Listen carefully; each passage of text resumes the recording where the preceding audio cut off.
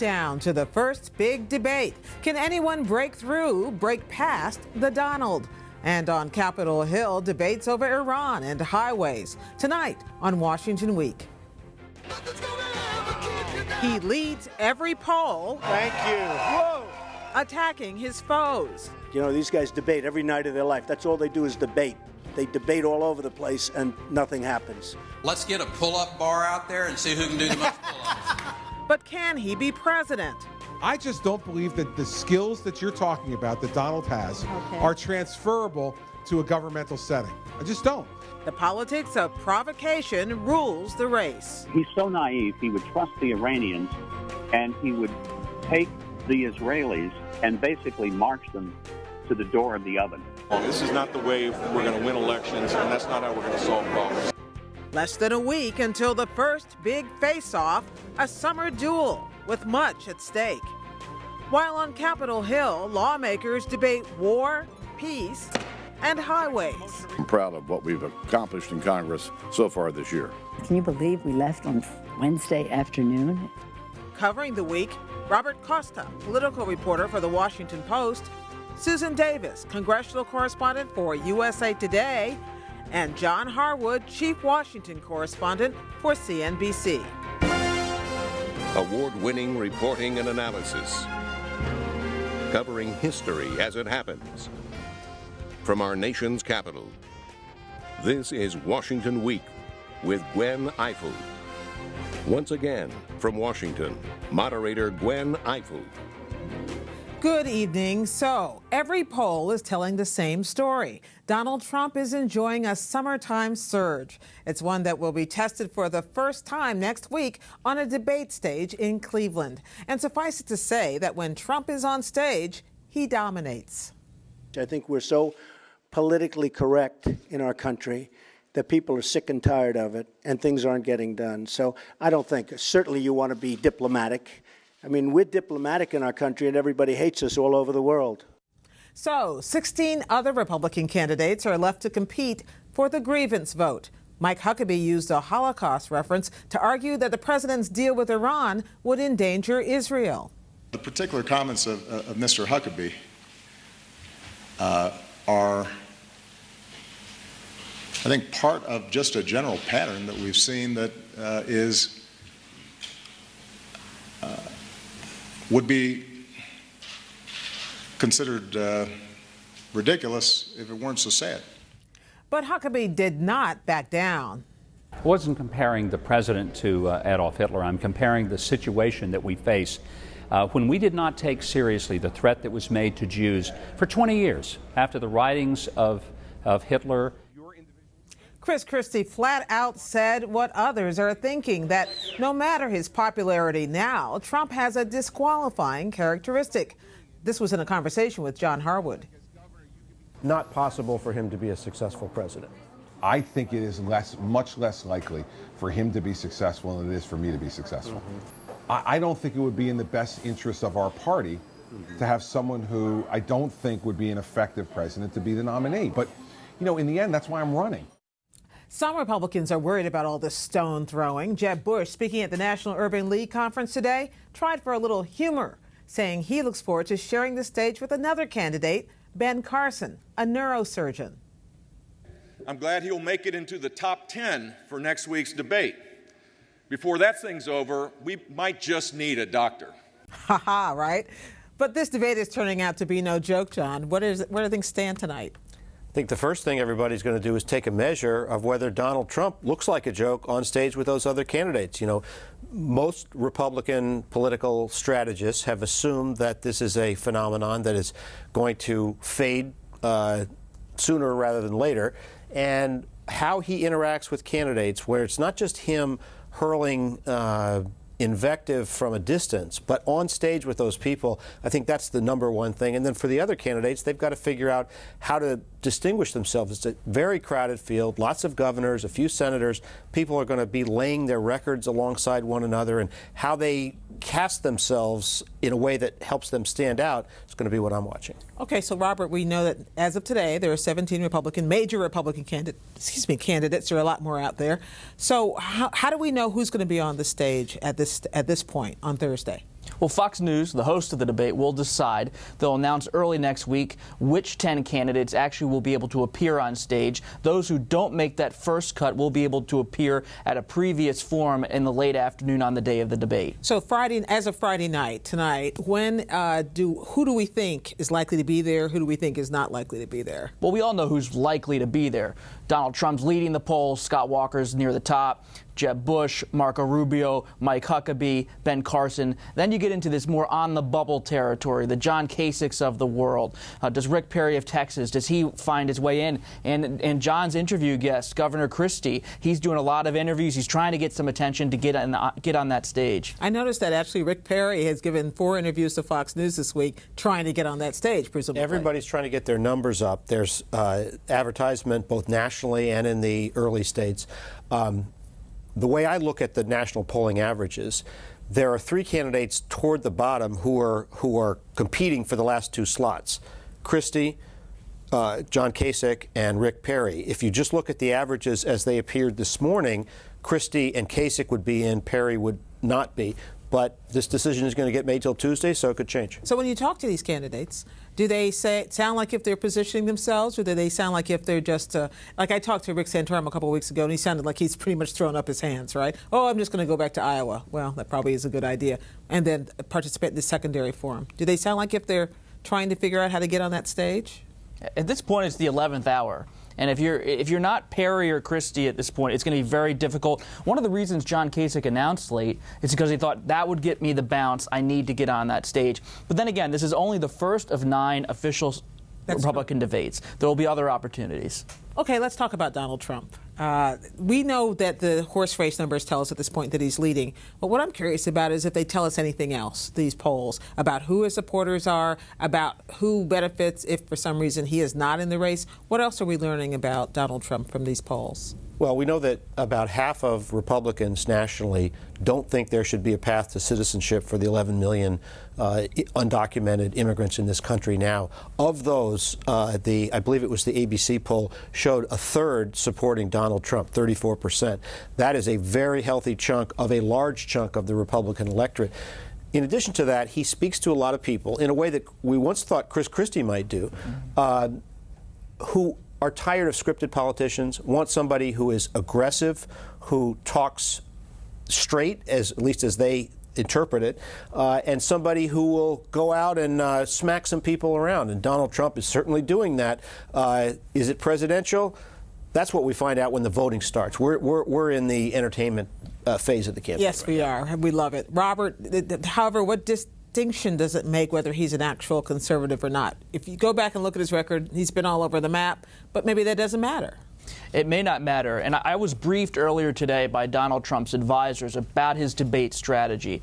And they said... Oh, do tell. So here, it was a fascinating conversation because they believe everyone thinks he's going to be an outside presence on that stage. They think Trump's actually plan is to hold back, to let others come at him, to have lines ready and to be prepared. But he thinks a lot of the other campaigns are having opposition research done on Trump right now and going after his conservative record. But he thinks, to go back to John's point, if he's comfortable with himself, if he's a representative of the anti-politics of an outsider, then he can succeed. And he doesn't need to be. He's the poll leader. He doesn't need to be the star. He just needs to be Donald Trump. So that's what Donald Trump's doing. What are the other candidates do? Do they just decide to ignore the elephant on the stage, as it were, or do they have a strategy for that? I don't think Jeb Bush wants to ignore the elephant. You know, Jeb Bush, of all the Republican candidates, may be the least likely to inherit Donald Trump's vote. So he has an interest in distinguishing himself as he courts all those other people. And he's got the stature and the presence to be able to do that. I think the people who are in a solid but less robust position are going to be distinguishing themselves from each other. I've been interested in the back and forth among Kasich, Christie, and Walker about their gubernatorial records. John Kasich put out a release recently where he said, my rating is 60% in Ohio. Scott Walker and Chris Christie are around 40% in their home states. That says I'm more viable. I talked this week to Christie, who's who the said, audience for that little detail? I don't know. Well, but it's a way of talking about yourself as a successful politician. I talked to Scott Walker this week, and he said, well, that's because I've taken on tough fights and had the left wing against me. People want a leader, Republicans want a leader who will take risks. Chris Christie said, well, that's because those guys were on the ballot last year. They spent all this money to promote themselves. John Kasich spent all this money to promote himself, so he's got higher ratings than I do. Everybody's going to have a justification. Scott Walker seems to be actually kind of zen about all of this. Let's take a listen to something he had to say about this whole big crowded field this week. With this many great Republicans in the field, this is not just going to be wrapped up after a couple states. It's probably going to be a couple months in, if not longer, and we're ready for the long haul. The long haul. He doesn't seem like he's even he's thinking right past this debate, isn't he? That's right. I mean, Walker's team believes the Trump phenomenon is a summer romance between Trump and the conservative activists, and eventually it'll fizzle out. And so Walker's focused on fundraising. He's working on building a national network. He believes he can eventually become that alternative to Jeb Bush and be there in the top tier.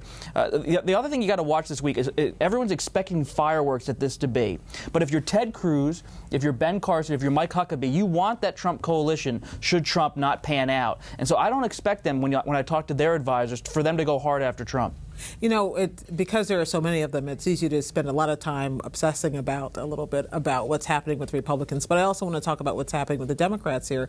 Today, Hillary Clinton, who has clearly decided who she's running against, was at the National Urban League Convention in Fort Lauderdale, and she took a couple of not very well-veiled digs against Jeb Bush. I don't think you can credibly say that everyone has a right to rise and then say you're for phasing out Medicare or for repealing Obamacare.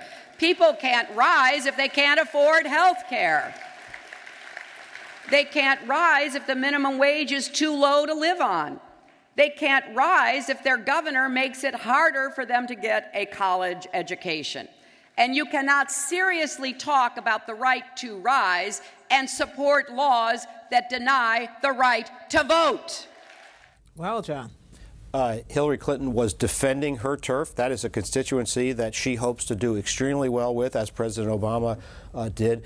And so she went after Jeb Bush. Interestingly, Jeb Bush did not return the fire. Jeb Bush's speech he spoke a couple hours later. Yeah. That's right. He spoke later. His speech was high-minded, very effectively and passionately delivered. The best speech I've seen from him in the campaign so far. And that is why this is going to be a matchup to watch if both of them end up surviving this process. On the other hand, Jeb Bush is still pulling in a lot of money. Today is the deadline for us to find out about a lot of super PAC money that's coming out, and he's looking sitting pretty.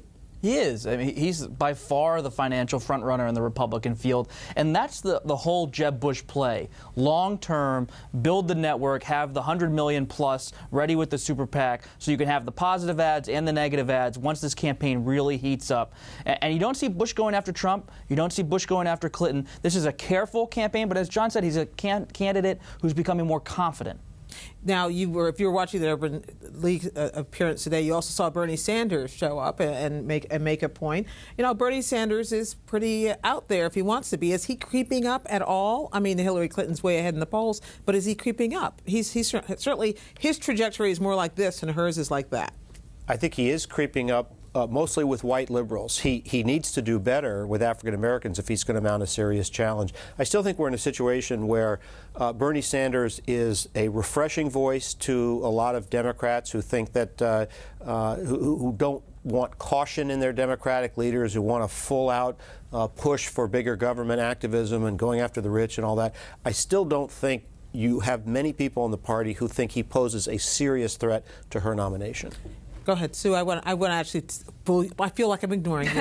And I want to pull you in on the senator thing here, because what we're seeing with Bernie Sanders on the road is far more robust than I think anybody who's covered him in the Senate expected. Yeah, and I think that part of what he speaks to, too, is what we focus so much on the divide in the Republican side. But there is a very significant, sincere divide among Democrats who are reluctant about Hillary Clinton, that think that they would like to have a different candidate, a more liberal candidate, a more progressive candidate, and sort of the Obama wing of the party that helped get him to 2008. That coalition position and whether they're going to be there. And I think that Bernie's new, he's different, and I think he seems in some ways like Donald Trump, an anti-politician. He's authentic, he's been consistent, he says what he means, he has sort of a gruff style, and I think it's kind of refreshing for some voters on the campaign trail. But he's not attacking in personal terms Hillary Clinton or anyone else, really. And he's been ideologically consistent his whole career, which I think, particularly among liberal progressive Democrats, that has an appeal. It's fascinating when you listen to Clinton speak versus Sanders speak. Their messages are similar,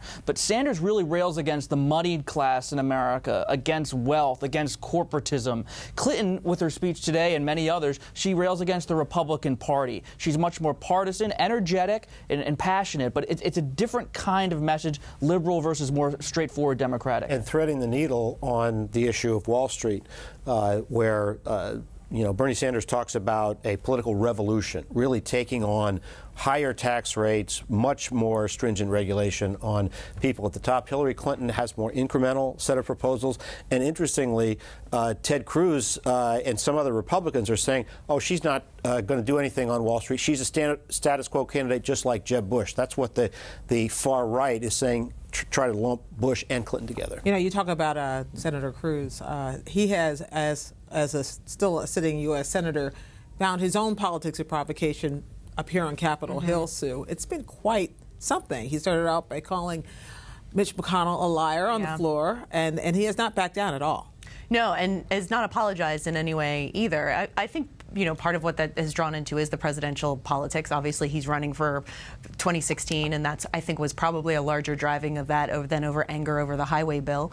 But in some cases, when you have Rand Paul, Ted Cruz, Bernie Sanders, the Senate is going to become a platform for 2016, particularly for these candidates who aren't breaking through. They have the Senate floor to try and make that a platform. And particularly for candidates who there's some value in being seen as an outsider, even if you're an insider, or especially if you're an insider. I mean, nobody ever lost any points running against Washington, and certainly not in this political climate. And running against the Republican establishment when you're trying to win the Republican nomination is not necessarily Sue, a bad my question for you is, when I was covering Congress, I thought if you called somebody a liar on the floor, your words would get taken down and you would be rebuked instantaneously. That didn't happen. Why not? No, I think that, and that's a good point. Certainly they could have. They had the option to. I think in some ways, too, you do have an establishment leadership, Mitch McConnell, John Boehner, who are managing this element of the party. They don't want to inflame the right, but they don't want to appease them either. It might also be possible that may have been just the thing that Ted Cruz wanted. I could see the ad already. Yeah. They took down my words. The establishment they tried was to trying to knock me back, and so maybe you just they can't. I'm a fighter. Okay, exactly. Well, on Capitol Hill, we're approaching that time of year when big things hang in the balance as the House and the Senate begin to think summer vacation. Yesterday, the Senate agreed to a stopgap extension of a major transportation bill, guaranteeing another fight in 3 months. Once again, we're facing another deadline. It's a deadline here, it's a deadline there, but always deadlines. Management by crisis. Meanwhile, the 60-day clock is running on congressional review of the Iran nuclear deal, and it remains unclear how that's going to shake out. Where does that stand tonight, Sue? Well, it's interesting because we go into the August recess, and normally when Congress leaves, the party in power likes to do a big hurrah, toot the horn, look at what we've done, and they're kind of quietly backing out the back door this summer. It's setting up what I think is going to be a very consequential September and October. The Iran debate, they have until September 17th to take some action to try and weigh in on the Iran nuclear deal. It seems as though, although it hasn't been fully decided, that they're going to try and pass a resolution of disapproval. Republicans are in control. They're going to try and block it, which is going to set up a really interesting veto override fight with the administration, which is where you see President Obama and top administration officials, who has already pledged to do this, who will veto it. That is not a question. Who has been very actively courting Democrats. He had House Democrats to the White House on Wednesday evening this week for a little cocktail reception, which is obviously not something that they do very often. So he must really need them, because they need to make sure that they're going to have the votes they need to block any attempt to veto override. Isn't it also unusual that it's something that is so legacy building, that is so critical, that the president's gone so far out on a limb to defend, that he should be wooing Democrats at this stage? Well, yes and no. I think that particularly when you factor into the pro-Israel lobby, AIPAC, and other aligned forces that have a lot of traditional Democratic allies, that they have come out so hard against this, particularly among, and they have a lot of Democratic supporters. So I think for a lot of Democrats, it's a tough vote, that they're torn between particularly allegiances over Israel, concerns raised by Benjamin Netanyahu that this is not a good deal, particularly for constituents that have a lot of Jewish constituencies and who are really concerned about it. Well, Sander Levin, yes, congressman, retiring congressman from Michigan, retiring? No. I believe so. No, his brother. Brother retired. Carl retired. I get the Levins mixed Happens up. But all anyway, the time. he's the longest-serving Jewish member of the House. Yes. And he came out in favor of the deal this week.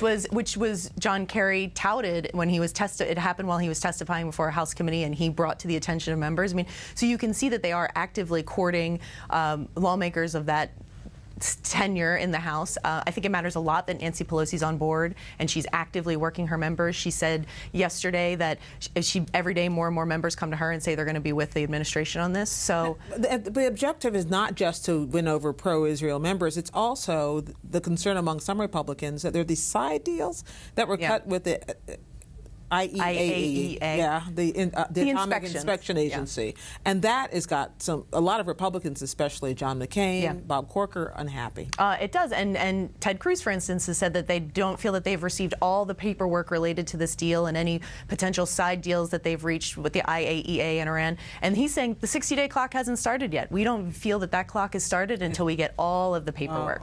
So we could see the deadline, September 17th, is set by the administration, but we could see some argument over that as well. That's interesting. Okay, let's talk about the highway bill. Yeah. Does it, what are we, 39 times we've 34, done this? 34. I'm way ahead of myself. Yeah. We may hit 39 We might yet. get there. And that's the number of times they have voted to kick this down the road and not to pass a long-term extension. What's going on? You know, I think the highway bill is best understood as an example of how Congress has become so dysfunctional in the past 5-6 years, in that 34 extensions only since 2009. The highway bill is, in the simplest of terms, politicians filling potholes. And this used to be an incredibly easy bill to pass because everybody can run on it, everybody likes it, and there's nobody out there really opposing it. But it was the pro pork. There's no barrel bill. But there's no anti-highway lobbyist out there. Everyone's just trying to get a piece of it, more likely. It comes down to the fact that we have this deep philosophical divide between the two parties on how we pay for the things we want.